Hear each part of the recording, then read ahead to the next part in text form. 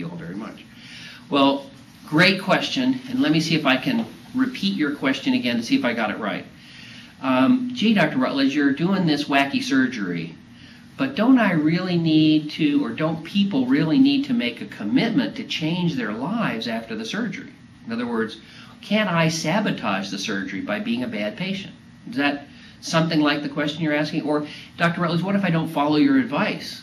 Isn't it true that if I don't make a commitment to avoid candy bars and cake and cookies and cheesecake, that my weight loss won't be good? And I can't expect it to be good. I have to make this commitment to you to try and exercise and eat healthy. And if I don't do that, isn't it true that the surgery will probably fail me?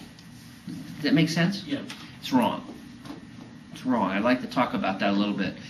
We hear that a lot for other kinds of weight loss treatments. So like if you go on a diet and exercise program and you go see your physical trainer, he would say just what I said, yes? Yes. Don't you think? Or your medical doctor. He says, I'm going to prescribe Xenical or Sibutramine, Meridia, or Phentermine. These are different weight loss medicines, and they'll go give you a diet program, maybe give you Weight Watchers, right? Or other diet programs you've tried, anything. And can you remember any of the other names? Did you try, anybody try Nutrisystems or Jenny Craig or any of those things? Well, in all of those cases, what you just said is I think, said by those representatives who are in charge of that. They say, okay, you're going to have to do this. You have to change the way you live your life. You have to make a commitment to this new approach to living and eating if you want to be successful. And that I don't think that sounds unreasonable. It's part of the deal. And sometimes that commitment is very demanding. I need 30 minutes of exercise a day. I need 30 minutes of walking a day at least. I need you to change what's in your refrigerator. You need to eat a little differently. You need to keep track of what you eat. You need to write down the calories of what you eat. You need to. And you've heard a lot of these requirements. Some are reasonable, some seem reasonable but are tough to follow, but they're all part of the agreement, okay? Our surgery is a little different. You don't hear a lot of us real strict dietary guidelines, I don't think. Our dietary guidelines are kind of eat healthy, and if you want to have cheesecake and cookies, it's kind of okay. And we encourage you to exercise.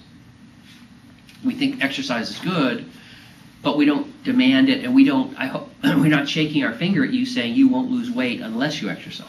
We haven't said that, I don't think. And so I want to go back and talk a little bit about that. Our success rate with our surgery is excellent. It's not perfect, but it's superb. Other kinds of weight loss surgery have had a high failure rate. And oftentimes, as we talked about yesterday, when you fail the lap band, or fail the Roux-en-Y gastric bypass, or fail these other kinds of weight loss surgery, the old stomach stapling, okay, the doctor will tell you it's your fault because you didn't make this commitment. You didn't follow our advice. After this surgery, in your case, we expect your diabetes will go away. We expect your blood pressures will go down, okay? We expect weight loss regardless of what you eat.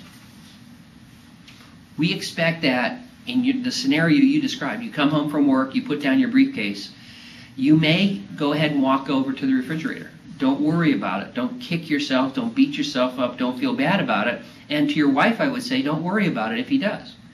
Because our experience with our patients is when they go to the refrigerator, as Trish said, you'll look, and oftentimes in the past you might have said, ooh, fudge, or cake, or something good is in the refrigerator, hot fried chicken, pizza from last night, things like that. Now in the future, what you're going to say after my surgery is,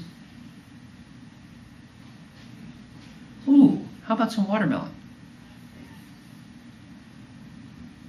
Not because we told you, not because we've given you a book or assignments, but your gut will be totally transformed and you will be a new person.